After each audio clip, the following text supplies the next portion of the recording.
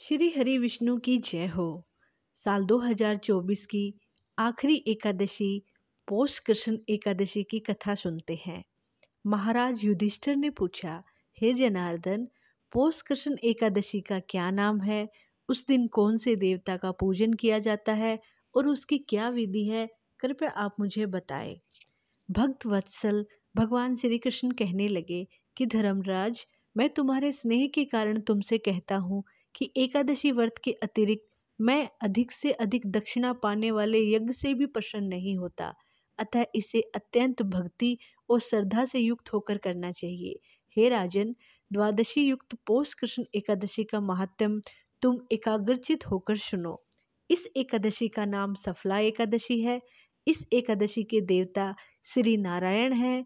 विधि पूर्वक इस व्रत को करना चाहिए।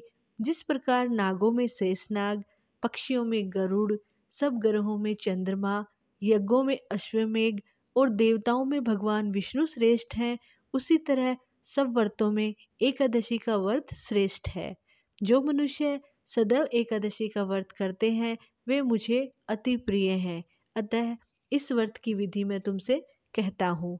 मेरी पूजा के लिए ऋतु के अनुकूल फल, नारियल, नींबू, नैवेद्य आदि 16 वस्तुओं का संग्रह करें। इस सामग्री से मेरी पूजा करने के बाद रात्रि जागरण करें। इस एकादशी के व्रत के समान यज्ञ, तीर्थ, दान, तप तथा और कोई दूसरा व्रत नहीं है। 5000 वर्ष तप करने से जो फल मिलता है उससे भी अधिक सफला एकादशी का व्रत करने से फल मिलता है। हे राजन, अब आप इस एकादशी की कथा सुनिए। चंपावती नगरी में एक महिष्मान नाम का राजा राज्य करता था। उसके 4 पुत्र थे। उन सब में से लुम्पक नाम वाला बड़ा राजपुत्र महापापी था।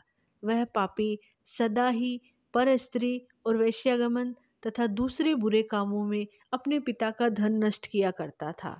सदैव ही देवता, ब्राह्मण, वैष्णवों की निंदा किया करता। जब राजा को अपने बड़े पुत्र के ऐसे कुकर्मों का पता चला तो उन्होंने उसे अपने राज्य से निकाल दिया। तब वह सोचने लगा कि मैं कहाँ जाऊं और क्या करूं। अंत में उसने चोरी करने का निश्चय किया। दिन में वह वन में रहता और रात में अपने पिता की नगरी में चोरी करता तथा प्रजा को तंग करने में और उन्हें मारने का कुकर्म करता। कुछ समय बाद सारी नगरी भयभीत हो गई। वह वन में रहकर पशु आदि मारकर खाने लगा। नागरिक और राज्य के कर्मचारी उसे पकड़ लेते, परंतु राजा के भय से उसे फिर से छोड़ देते। वन के एक अति प्राचीन विशाल पीपल का वृक्ष था। लोग उसकी भगवान के समान पूजा करते थे। उसी वृक्ष के नीचे वह महापापी लुम्पक रहा करता था। इस वन को लोग देवताओं की क्रीड़ा स्थली मानते थे। कुछ समय बाद पौष कृष्ण पक्ष की 10वीं के दिन वह वस्त्रहीन होने के कारण और शीत के चलते सारी रात सो नहीं पाया। उसके हाथ पैर अकड़ गए। सूर्योदय होते होते वह मूर्छित हो गया और दूसरे दिन एकादशी को मध्याह्न के समय सूर्य की गर्मी पाकर उसकी मूर्छा दूर हो गई। गिरता पड़ता वह भोजन की तलाश में निकला। पशुओं को मारने में वह समर्थ नहीं था, अतः पेड़ों के नीचे गिरे हुए फल उठाकर वापस उसी पीपल के वृक्ष के नीचे आ गया। उस समय तक भगवान सूर्य अस्त हो चुके थे।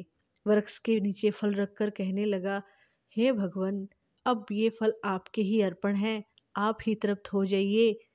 उस रात्रि को दुख के कारण उसको नींद भी नहीं आई।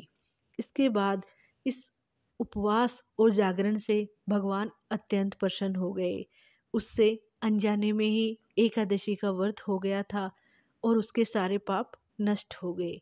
दूसरे दिन प्रातः एक अति सुंदर घोड़ा अनेक सुंदर वस्तुओं से सजा हुआ उसके सामने आकर खड़ा हो गया।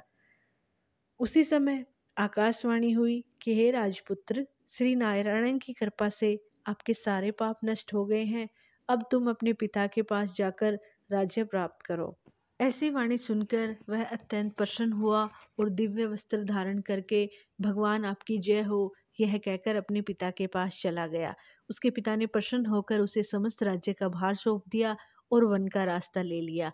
अब लुम्पक शास्त्र के अनुसार राज्य करने लगा। उसके स्त्री पुत्र आदि सारा कुटुंब भगवान नारायण का परम भक्त हो गया। वृद्ध होने पर वह भी अपने पुत्र को राज्य का भार सौंपकर वन में तपस्या करने चला गया और अंत में वैकुंठ को प्राप्त हुआ। अतः जो मनुष्य इस परम पवित्र सफला एकादशी का व्रत करता है उसे अंत में मुक्ति मिलती है। इस सफला एकादशी के महात्म्य को पढ़ने से अथवा स्मरण करने से मनुष्य को अश्वमेध यज्ञ का फल मिलता है।